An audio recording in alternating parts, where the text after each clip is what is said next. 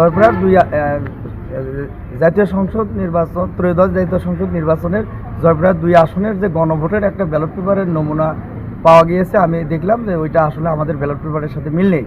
আর জাতীয় সংসদের যে ব্যালট পেপারের 2টা আমরা এখানে পেয়েছে থানাতে, আমি দেখলাম ওইটা আমাদের জাতীয় সংসদের যে ব্যালট পেপার সরবরাহকৃত ব্যালট পেপার ইলেকশন কমিশন থেকে তার সাথে মিল নেই। এটা স্থানীয়ভাবে বানানো। এটা কোথা থেকে কিভাবে খবর পেয়ে আপনারা উদ্ধার করলেন? আমরা থানা থেকে যখন আমার কাছে ফোন দিল যে এটা আপনি চেক করে দেখেন, তা আমি যখন চেক করে দেখলাম যে আসলে ওটা স্থানীয়ভাবে বানানো, আমাদের ইলেকশন কমিশনের ব্যালট পেপারের সাথে মিল নেই। তাদের কাছে শতাধিকটা জাতীয় সংসদের নমুনা ব্যালট পেপার আমরা পেয়েছি এবং যেটা আমাদের কমিশনের সাথে মিল নেই, কমিশনের সরবরাহকৃত ব্যালট পেপারের সাথে মিল নেই। আচ্ছা, আমাদের এই বিষয়ে তো আমার ব্যালট পেপারের সাথে যেহেতু আমাদের মিল নেই, এখন কে কোন জায়গায় কী করতেছে, এখন ইসরায়েল যদি বানায় যদি এআই প্রযুক্তির মাধ্যমে বা কোনো কিছুর মাধ্যমে যে কোনো কিছু করে, এটা প্রশাসন দেখবে এবং আইন শৃঙ্খলা বাহিনী দেখবে। পেপসোডেন্ট চার্মিচের 12 ঘন্টা জীবাণুদের সাথে লড়াই করে দিবে ক্যাবিনেট থেকে সর্বাধিক সুরক্ষা।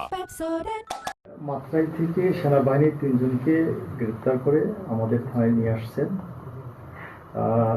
এ সংবাদের পর জুডিশিয়াল ম্যাজিস্ট্রেট, নির্বাহী ম্যাজিস্ট্রেট, নির্বাচন অফিসার আসছিলেন। তারা যে ব্যালটগুলা নিয়ে এসেছেন সেই ব্যালটগুলোর সাথে ওনারা পর্যবেক্ষণ করেছেন। পর্যবেক্ষণ করে দেখেছেন যে জাতীয় সংসদের যে ব্যালট তার সাথে কোনো মিল নাই। আর এর মধ্যে গণভোটের যেটা সেটা ছিল নমুনা ব্যালট, আর জাতীয় সংসদের যেটা এটাও নমুনা ব্যালট। এখানে ওই মূল ব্যালট যে আছে ওই ব্যালটের সাথে কোনো মিল পাওয়া যায় নাই। কি সিদ্ধান্ত আসলেন আপনারা?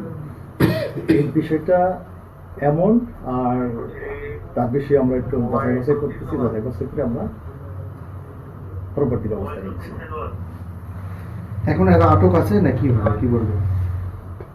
এখন আপাতত আটক আছে। সার্ভার যেহেতু অপরাধজনক তেমন কোনো কিছু মতামত দেখ নেই, আমরা তাদেরকে মুসলেকা ছেড়ে দিই।